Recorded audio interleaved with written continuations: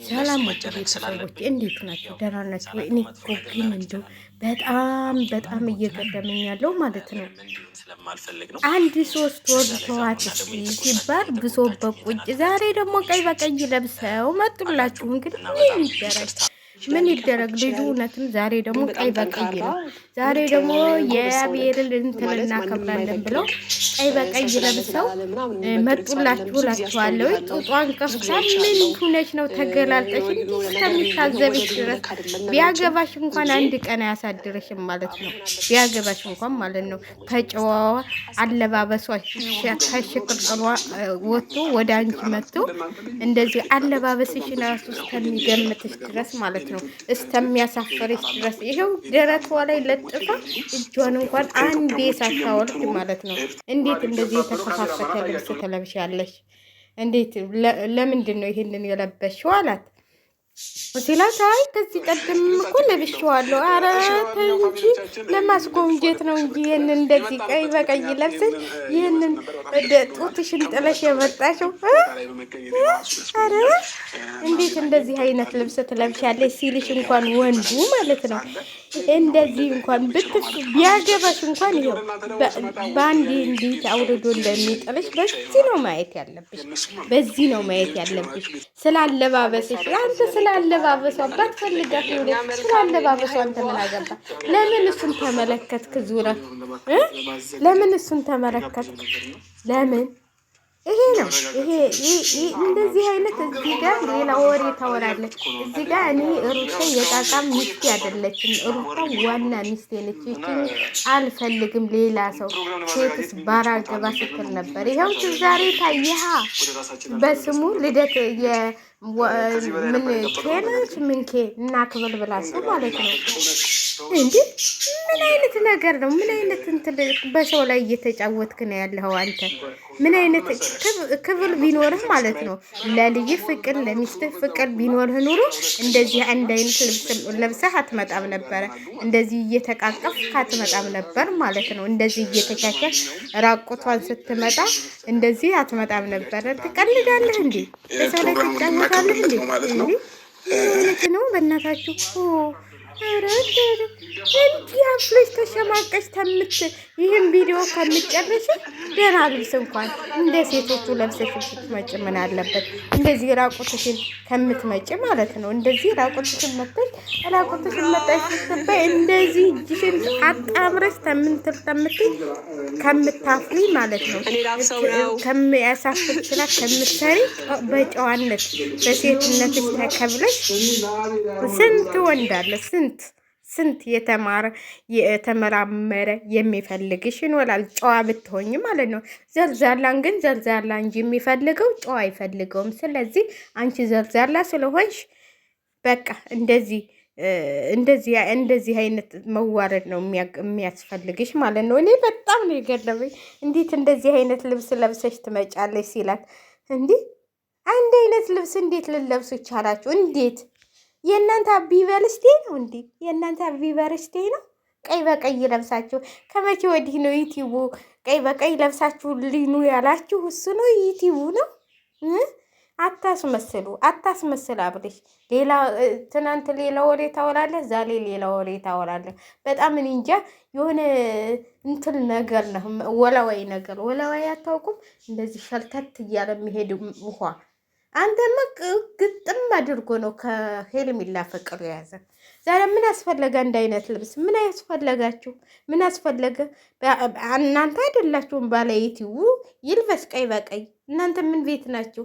እናንተ አዘጋጅ ስለሆናችሁ እንዴት ዋናው ሳይለብስ እናንተ ለበሳችሁ እንዴ? ይሄ አያስጠይቅም ትላላችሁ? ይሄ እኔ አልገባኝም። ግን እኔ እንጃ እንደው ዝም ብለህ ልጄን ማየት ትፈልጋለሁ። ልጄን አንድ ቀን እንትን ስላልክ ነው እንዴ ልጄ የምትለው? 9 ወር ተሸክማ ይህን ያህል አራስ እንኳን ሁና በወጉ እንኳን እስቲ ሚስቴን ነው የምፈልገው፣ ከሚስቴ ጋር ነው መሆን የምፈልገው፣ እኔ እናንተን አልፈልግም ብለህ ጓደኞቼን። እውነቷን እኮ ነው ሩታ የምትናገረው። ራሱን የማያስከብር ባል ምንም አይሰራም እንዴ። እሱ እኮ ነው። እኔ መጀመሪያውንም እላችኋለሁ፣ ለምን እሱ ራሱን አያስከብርም? ለምን አልፈልግም። እኔ ከሚስቴ ጋር ነው ከልጄ ጋር ነው የምሆነው። አሁን ኃላፊነት አለብኝ። በቃ እናንተ በውጭ እንገናኛለን። ሰላምታ እኔ ከባለቤቴ ጋር ሁኜ ከልጄ ጋር ሁኜ ነው መኖር የምፈልገው። እናንተ ጓደኞቼ ናቸው። እዚህ ጋር ደግሞ ኑሮ አለኝ ብለህ ቆልጥ አድርገህ አትወስንም። አንተ ዛሬ ሌላ ነገር ታወራና ነገ ደግሞ ከሄርሜላ ጋር ስትተሻሽ ትታያለህ። ስትተሻሽ ህልሚ ህልሚ ህልሚ ወይ ስሟን ቄስ ይጥራው። ምን ህልሚ ህልሚ ልብናል አላበዛውም? እንዲሆንስ አበዛው። ይህንን እንትል በር የሚያስገባ እንትል ይዘህ አፍ ምንድን ነው የሚባለው? በእናታችሁ ውጭ። አሁንስ አናደድከኝ እንዴ!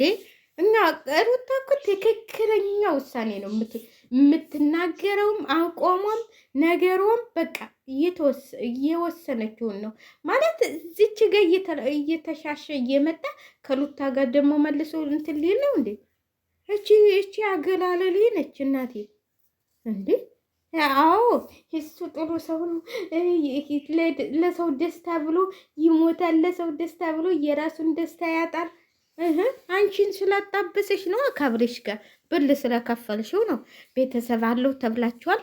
ቤተሰቡን ስለምታስተዳድሩለን ነው ሁለታችሁም እንደዚህ ተንገብግቡ ላንቺ የሚለው ከሩታ የቀረበታለ ማለት ነው። ሩታ ነበረች በፊት ያን ሁሉ ሩታን እኮ ነው እሱ ማመስገን ያለበት። እንደውም ከአብሬሽ እኮ ሩታ ነበረች ለሱ ያው አይተናል እኮ አይተናል። ቪዲዮ አለ፣ የድሮ ቪዲዮአችሁ አለ። አሁን ወደ አብሬሽ ተገልብቶ ጓደኛዬ ጓደኛ እኮ ለሚሆን ለአግባብ ላለው ነገር ነው እንጂ እንደዚህ አይነት የልጅህን እናት ትተህ ይችን አግባ ያችን ፍታ፣ ይችን አግባ ይችን ፍታ የሚል ጓደኛ ጥንቅር ብሎ ወደ እንትል ይሄድ ወደ ሊበከንቱ ገደል። እውነቴን ነው የምላችሁ፣ ሊበከንቱ ገደል አለ እንዴ? አሁን እንኳን ገደል የለም መሰለ ሊበከንቱ። ጉይ እናንተ ሊበከንቱ ላይ ነገር እኮ ተሻሽሯል። አሁን ምን ሆኗል መሰላችሁ? አረንጓዴ ግሊን ሆኗል። ሊበከንቱ ድሮ በሊበከንቱ ግቡ ገደል እንባል ነበረ ስናስቸገር። አሁን ግን ወደ አረንጓዴ ግሊን ሂዱ ነው የሚባለው። ስለዚህ እንዲህ እኔ እኮ በጣም የሚገርመኝ ነገር እንዱ ሴትነታችንን የሆነ ሴትነት እንኳን አይሰማሽም እንዴ? ምንድነሽ አንቺ? ይሄ ሁሉ ሰው እየወለደብሽ፣ ይሄ ሁሉ ሰው እንትል እያለሽ፣ የሰው ምላስ እኮ ጣብ ይዘገያል እንጂ እንዲህ አውልዶ ፍጭት ነው የሚያደርገው።